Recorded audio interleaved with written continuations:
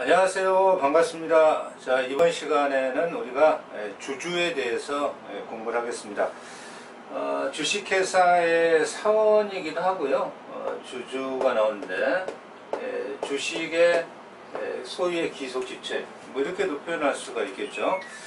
주식을 가지고 있는 사람, 뭐 쉽게 말하면 이렇게 표현할 수 있습니다. 그런데 이 주주라고 할 때 뭐 자연인의 하나여 주주가 되는 것이냐, 뭐 그건 아니라는 거죠. 그래서 주주의 자격에는 제한이 없다. 뭐 제한이 있다라고 하면 자, 틀리는 말이고요. 제한이 없다. 이 X는 틀렸다는 말이 아니라 없다. 뭐 이런 어떤 표현법이 되는 것이고요. 그리고 지금 이 회사 설립에 있어서 뭐 한명합자는 뭐 안 되겠죠. 합의라는 말이 들어가 있으니까 그런 경우 아니라면 1인 회사의 설립을 허용하고 있다라고 합니다.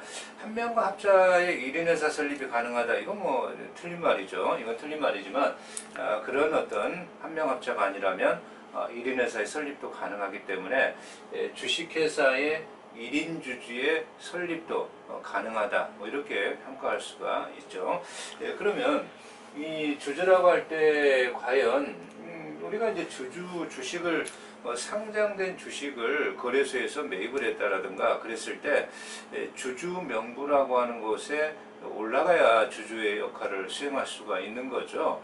그런데 주주 명부에 등록이 아직 안 된 자, 뭐 그런 자가 있다면 이 경우에 누구를 주주라고 할 것이냐, 이런 어떤 문제가 좀 등장할 수가 있어요. 그래서 타인의 명의로, 예컨대 갑이라는 사람 명의로 을이 돈을 주고 샀다. 그러면 갑은 명의자가 될 것이고 을은 실질적인 주주가 될 거죠. 그러면 실질적인 주주를 주주로 볼 것이냐, 명의자의 주주를 주주로 볼 거냐, 뭐 이런 좀 문제가 등장할 소지가 있다라는 겁니다. 그걸 우리가 실질 주주와 자, 형식 주주 뭐 이렇게 구별해서 자, 교재가 나오고 있는 거죠. 형식 주주. 그러면 이제 이 실질 주주하고 형식 주주에 어떤적인 문제가 등장했을 때 그런 문제가 발생할 수 있다는 거냐. 자, 교재에서 이렇게 나오고 있는데 회사가 설립할 때, 주식회사가 설립할 때 타인의 명의로 주식을 인수한 자가 있겠죠. 뭐 이런 경우에도 이제 문제가 될 것이고, 주식을 매입했는데 아직 주주 명부의 명의를 바꾼, 즉 명의 개서죠.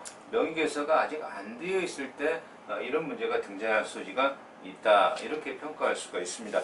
자, 그래서 여기에 대해서 타인 명의의 주식을 인수했다라고 한다면 그 가설인, 허구인 뭐 이렇게도 평가하겠죠.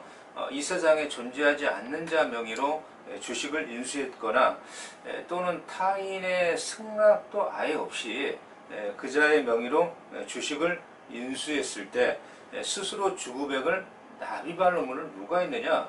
그러면 명의자가 지는 건 당연히 아니고 허구인이 지는 건 당연히 아니겠죠. 그래서 그 실질적인 인수자가 주금액을 납입할 필요가 있겠다. 자, 이렇게 평가할 수가 있습니다. 그래서 주식 인수의 경우에 타인의 명의로 주식을 인수한 자는 그러한 주금액을 납입할 의무를 부담하게 되는 겁니다. 그러면 타인의 명의로 이렇게 주식을 인수했는데 그 타인 명의에 승낙이 없다라고 할 때 인수자가 인수 책임을 뭐 인수와 납입 책임이죠. 여기 인수했으니까 납입 책임을 부담한다. 뭐 이렇게 이제 표현할 수가 있습니다만, 그러나 이 타인의 명의에 승낙이 있다라고 한다면 이게 이제 좀 틀려지겠죠, 그죠? 자, 그래서 법에서는 타인의 승낙을 얻어서 주식을 인수한 자는 자, 그 명의자와 이러한 인수자가 연대하여, 그죠? 연대하여 납입할 의무를 부담한다. 연대 주금 납입의 의무가 있다. 이렇게 이제 평가할 수 있고요. 그러면 이때 이러한 어떤 실질적인 주주를 주주라고 할 거냐, 명의상의 주주를 주주라고 할 거냐, 뭐 아직 이렇게 그 주식을 인수했는데 명의결서가 안 됐다라고 이렇게 표현할 수가 있다면, 그런 경우에 실질상의 주주로 봐야 될 거 아니냐, 이게 이제 실질설입니다. 실질설 아니라 단체법적 거래관계에서 아무래도 형식적인 명의로 되어 있는 자를 주주로 봐야 될 거 아니냐. 자, 우리 교재는 형식설이 먼저 이렇게 이제 나오고 있죠. 그래서 뭐 성법이야 단체법적 법률관계로 평가할 수가 있는 것이고, 그래서 형식적인 명의자로 봐야 될 거 아니냐. 이건 이제 형식설, 그죠? 아니라 법률행위 법률행위를 한 자, 그 자에게 효과가 귀속돼야 되는 거 아니냐, 실질설. 이렇게 이제 대립이 되어 있습니다. 그렇다면, 여기 이제 우리가 학설은 우리 수험생 입장에서 뭐 전혀 중요하지는 않을 소지가 있죠. 뭐, 그렇게 뭐 학설에 의해서 대답하라. 이렇게 문제가 출제되는 경우는 극히 이례적인 경우이고요.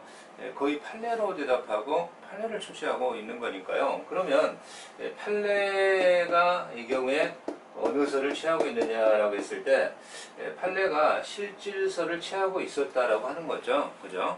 실질설을 취하고 있다가, 그러니까 명의 대여자가 있고 차용자가 있다라고 한다면, 차용자가 주주야, 빌린 자가 주주야, 차용자가 주주야. 이게 이제 실질설이 되겠죠. 그죠? 그러면 이제 차용자가 아니라, 이 경우에 있어서 형식상의 주주명부에 기재된 자가 주주야 라고 한다면 형식설이 될 텐데, 판례가 기존에 실질설을 취하고 있다가, 자, 이제 이 판례를 바꿨죠. 변경했다라고 표현하는데, 판례를 변경할 때는 대법관 13명이 전원이 모여서 거기에 3분의 2 이상의 찬성표가 나와야 판례를 변경할 수가 있어요. 그래서 판례가 이제 전원합의체 판례가 나오는데, 이 경우에 원칙은 실질 형식설이다.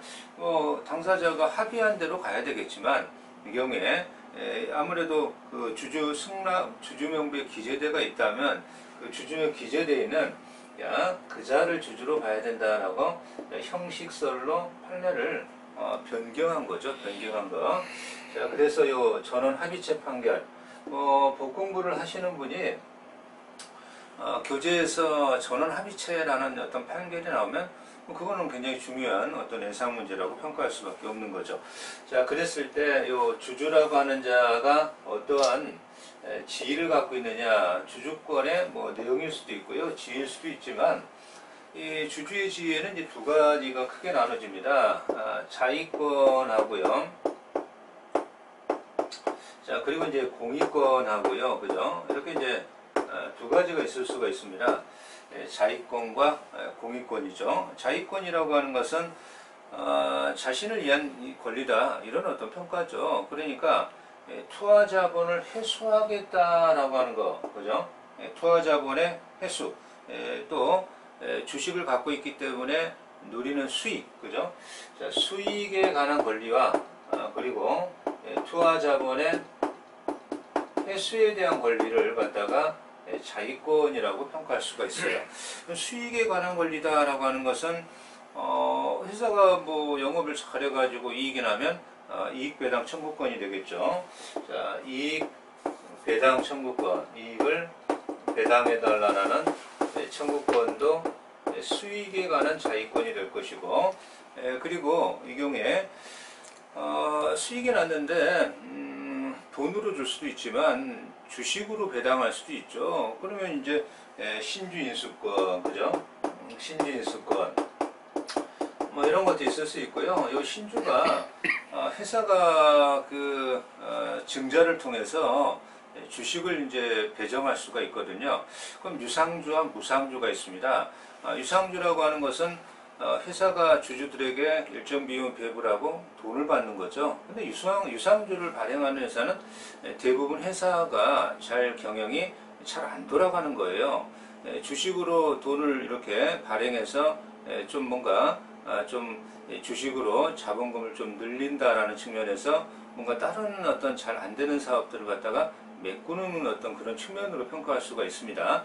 그러나 무상주를 이익으로 이제 무상주로 이렇게 배정을 한다라고 한다면 무상주 배정은 그냥 주식을 주는 거죠.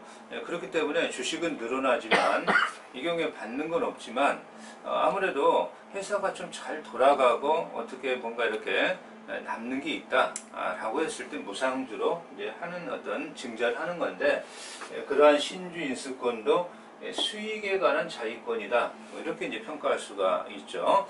자, 투자 횟수에 대해서는 사실은 주식의 경우에는 사채와는 달리 사채는 이제 횟수가 뭐 가능하다라고 평가할 수 있지만 주식의 경우에는 투자 횟수가 좀 어려운 게 현실이죠. 그러나 이러한 이 투자 횟수에 있어서도 순위가 많이 밀리긴 하지만 회사가 뭐 경영이 잘못돼서 뭐 청산하고 그래도 남는 게 있다면 주주에게 배당할 수도 있거든요. 자, 이것을 자녀 재산에 대한 분배 청구권, 자, 이렇게 이제 표현할 수가 있겠죠. 자, 그리고 주식 매수 청구권이라고 하는 것도 있습니다. 주식 매수 청구권.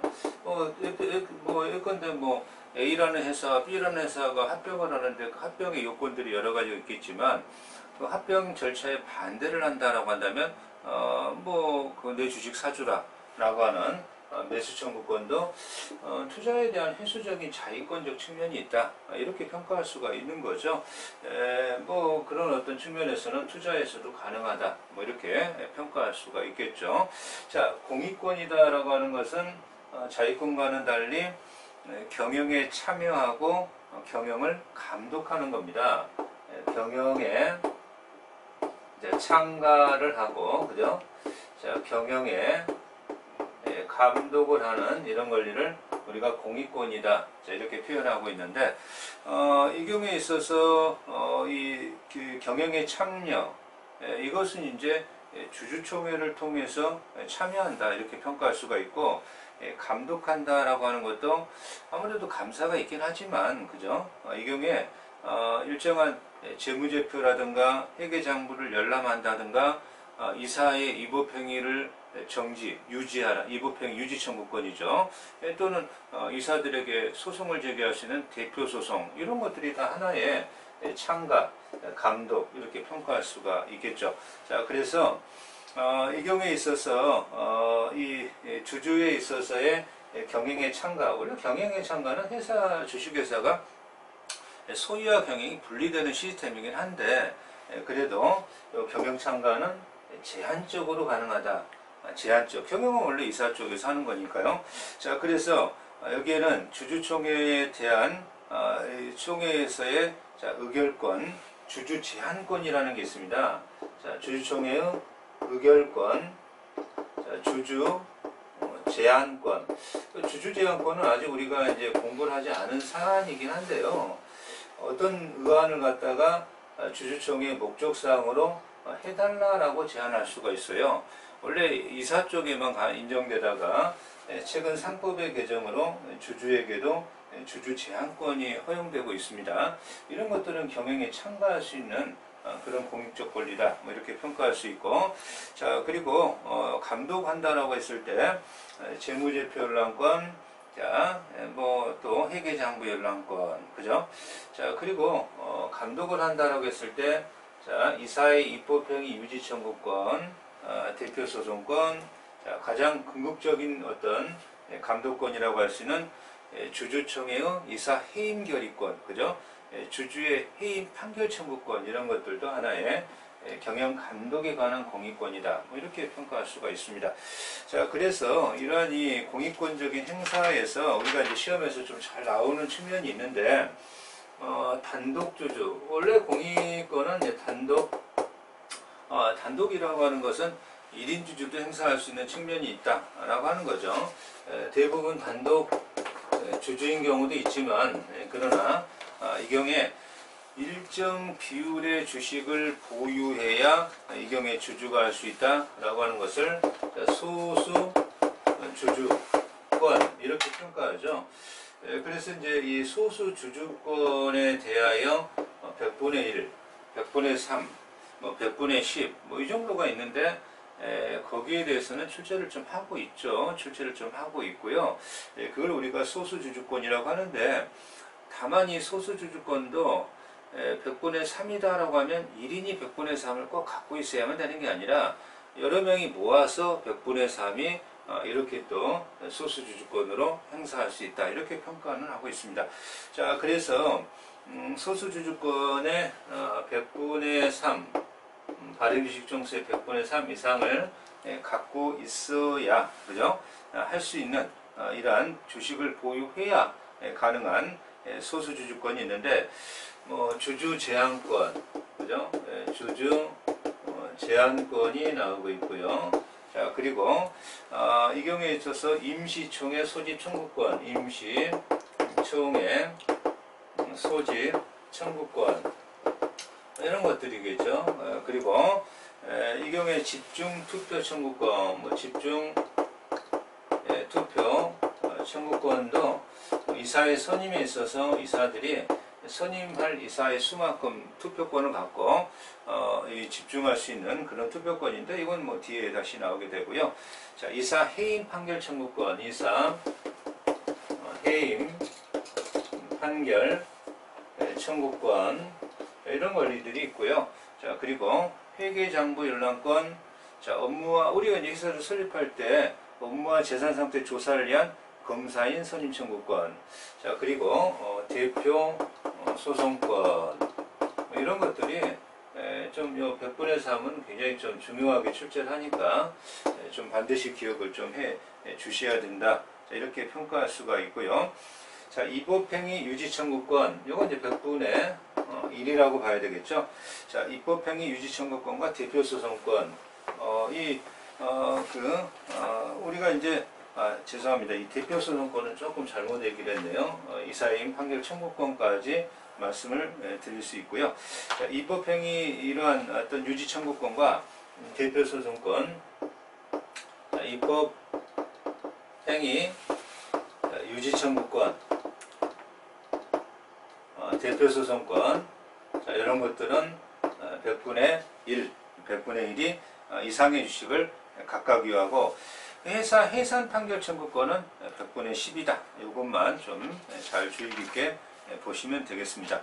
자, 그래서 이러한 이 주식에 있어서 과연 이 공익권이라고 하는 이 주식, 이 공익권을 이 경우에 있어서 사사로이 좀 처분할 수 있는 것인가, 뭐 이런 것이 좀 문제가 되는 건데요.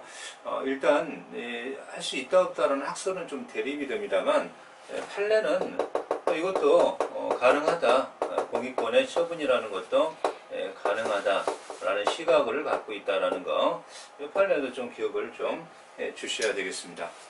그러면 이제 주주 평등의 원칙이다라고 나오는데, 이 주주 평등의 원칙은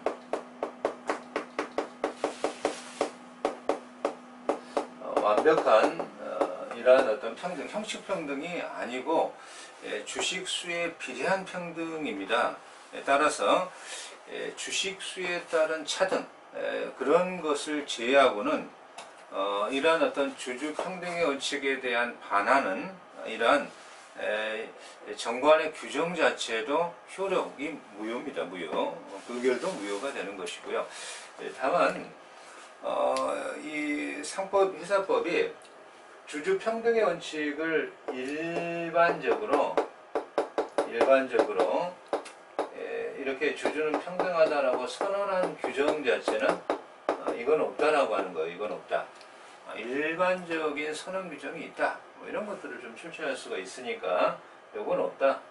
다만 여러 가지의 뭐 신주인수권, 의결권, 이익배당 청구권, 자녀재산 분배 청구권, 이런 곳에 주주평등의 원칙이 반영되어 있을 뿐이다. 일반적인 어떤 선언 규정은 없다. 자, 이렇게 말할 수가 있겠습니다. 그래서 이 주주평등의 원칙에 반하는 이러한 정관의 규정, 내부 규정, 뭐 내부 규정이라든가 합의라든가 이런 것도 여기에 반하는 합의죠. 내부 규정이죠. 이런 것들은 무효다. 이렇게 평가하죠. 무효다.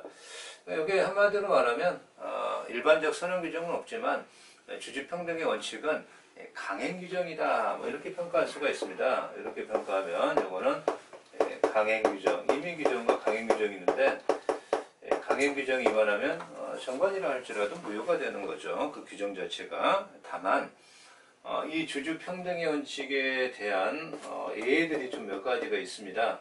그래서 자, 그 예외가 나오고 있는데 우리가 이제 바로 이제 주식의 종류에 대해서 공부하게 될 텐데 뭐 이익 배당에 있어서 보통주보다 우선주가 있을 수가 있어요. 뭐 의결권은 없지만 이익 배당에 우선주가 있을 수가 있고 그렇다면 그것도 하나의 좀 예외적인 측면이다.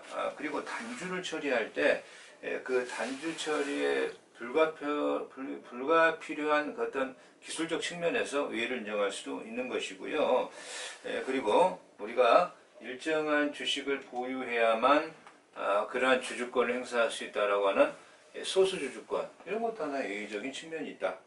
자, 그래서 그런 측면이 있다라는 것을 좀 기억하시면서 자, 우리가 이제 종류의 주식의 종류 이쪽으로 이제 좀 들어가 보겠습니다.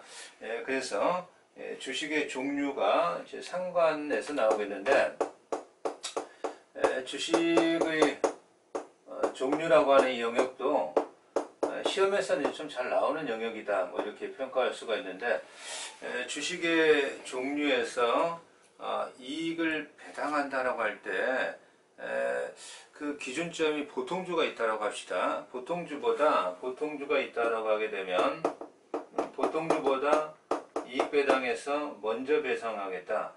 또 자녀재산 분배에 있어서 보통주보다 먼저 배당하겠다. 또 이익으로 또 상환하겠다.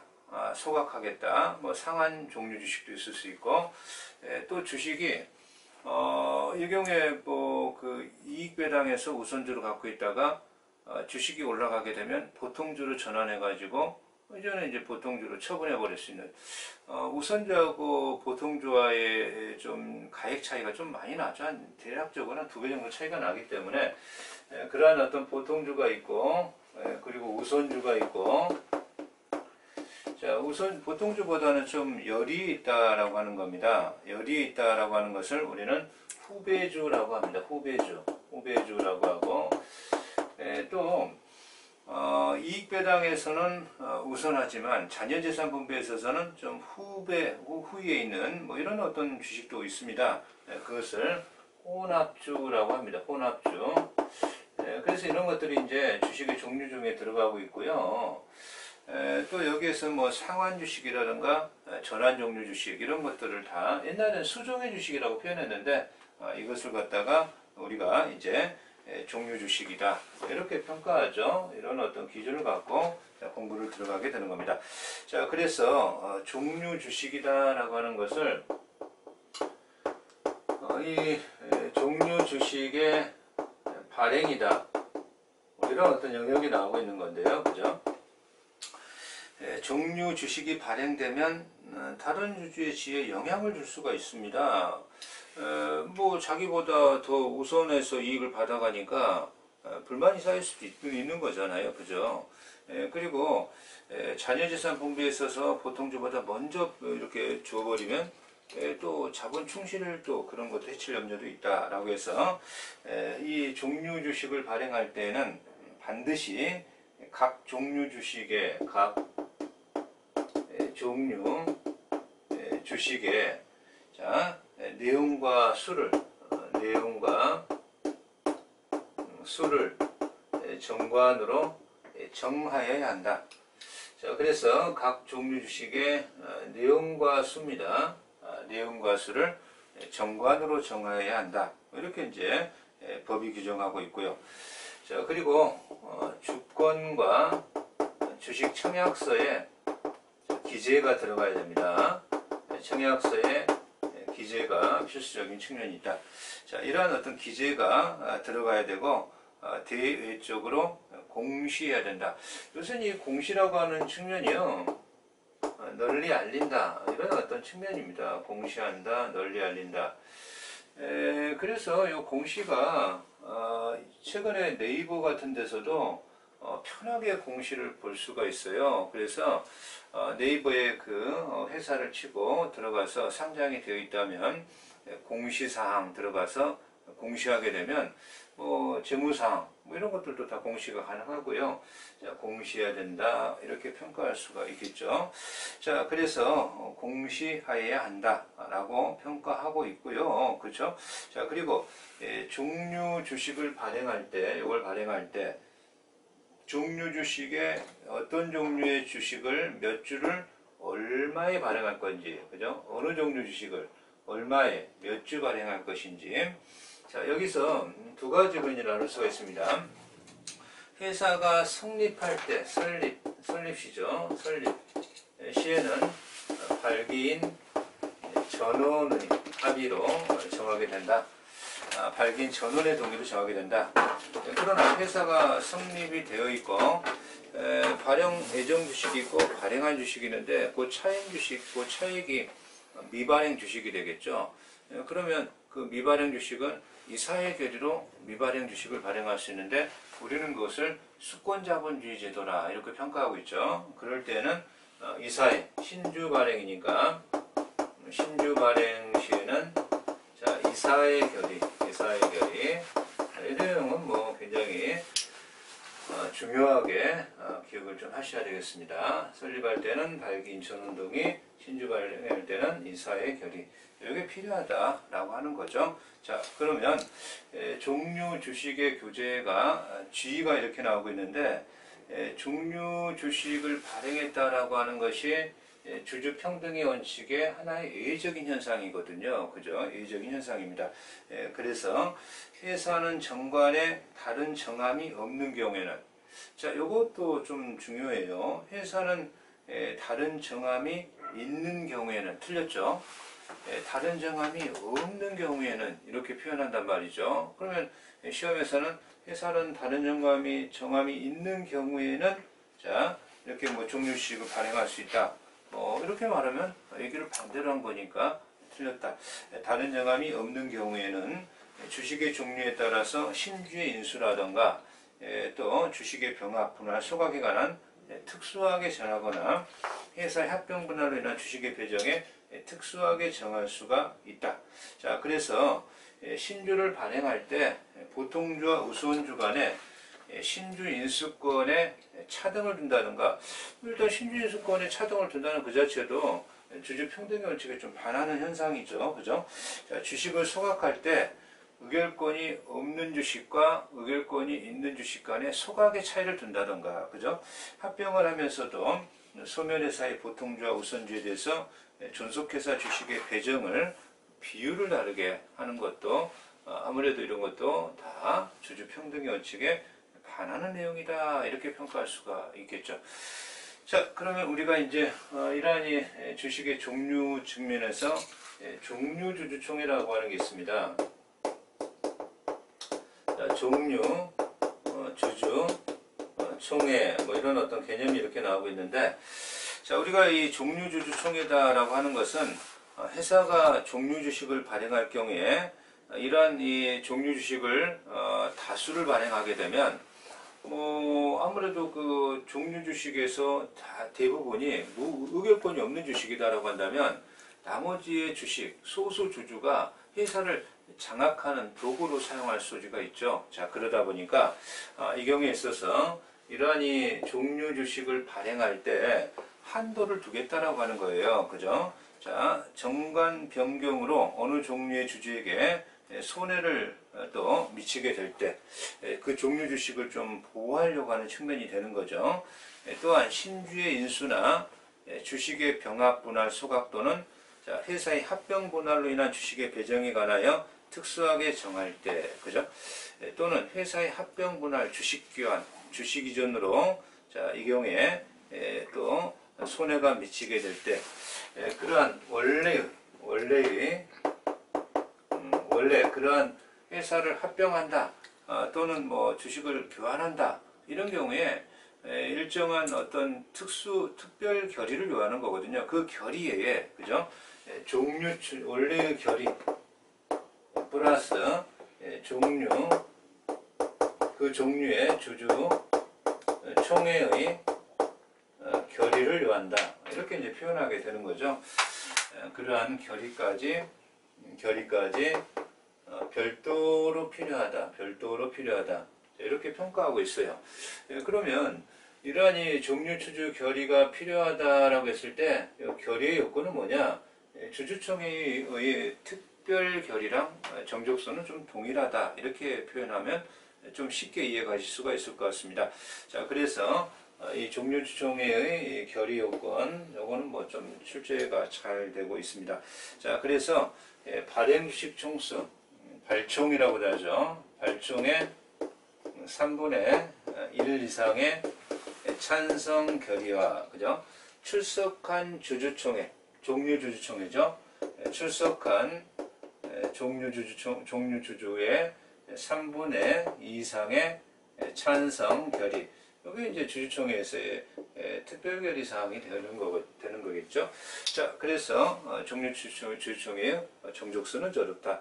자, 이렇게 평가할 수가 있습니다.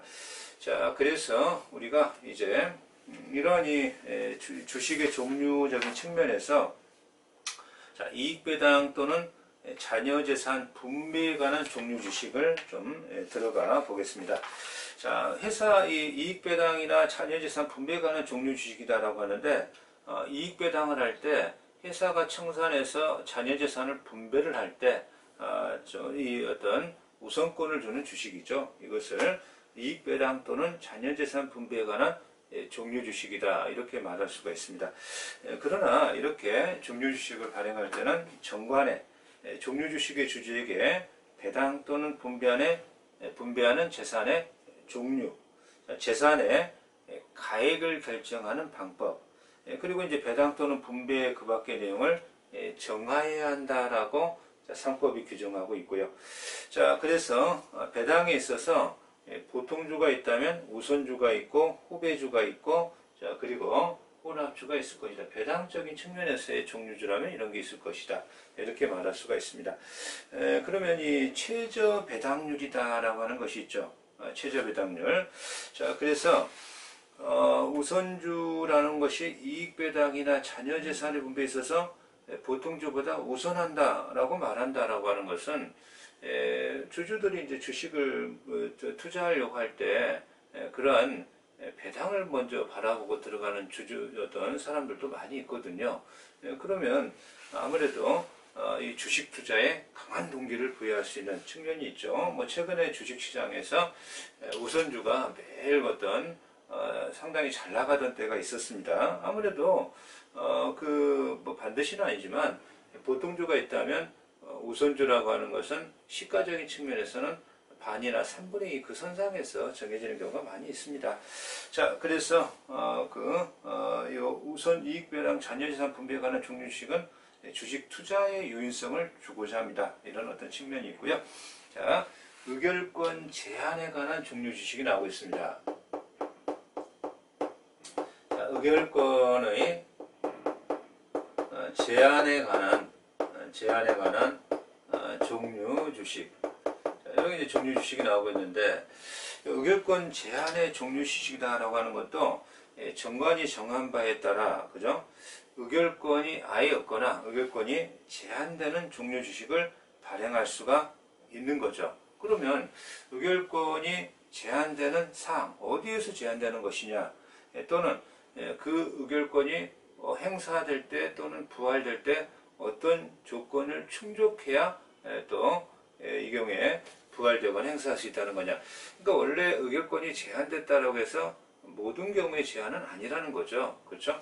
자, 그래서 그 규제적인 측면이 이번에 나오고 있는데, 이러한 회사의 의결권이 제한되는 종류식을 과도하게 또 발행하게 되면 소수의 주주가, 의결권만 갖고 있는 주주가 회사를 좀 운영하는데, 경영하는데 독단적인 장악적인 측면으로 회사를 지배하는 폐단이 생길 수가 있을 수 있습니다. 자, 그래서 상법은 의결권이 제한되는 종류 주식을, 그죠? 자, 발행 주식 총수의 발행 주식 총수의 자, 4분의 1을 초과하지 않는다. 4분의 1을 초과하지 않는 범위 내에서 이 경우에 의결권이 제한되는 종료주식을 발행할 수 있다. 자, 이렇게 표현하고 있고요. 그렇죠? 자, 그게 이제 상법적 규정이고요. 자, 참고적으로 자본시장법이 적용되는 상장회사에서는, 그죠? 자, 이 경우에 이러한 의결권음 주식을 4분의 1의 한도를 계산할 때 산입하지 않는 그런 측면도 좀 두고 있습니다.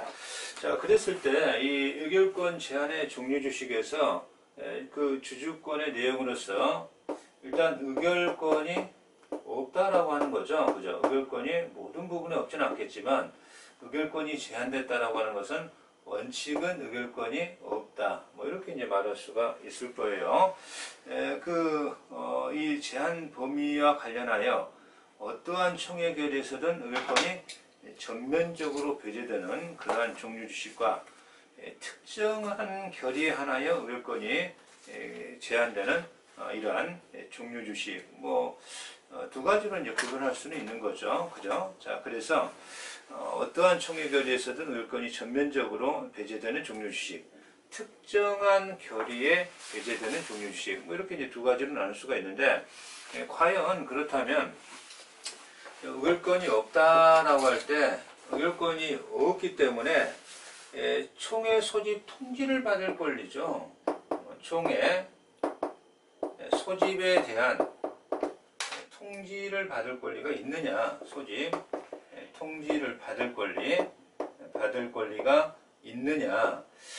의결권이 없는데 총회 소집에 통지를 받을 권리가 원칙은 없겠죠. 원칙은 없을 거예요. 그러나 언제나 없는 것이 아니라 이례적으로 있는 현상이 등장하는데, 자, 이례적으로 등장하는 것, 이건 뭐 굉장히 좀 중요하지만, 자, 다음 강으로 좀 미뤄서 진행하겠습니다.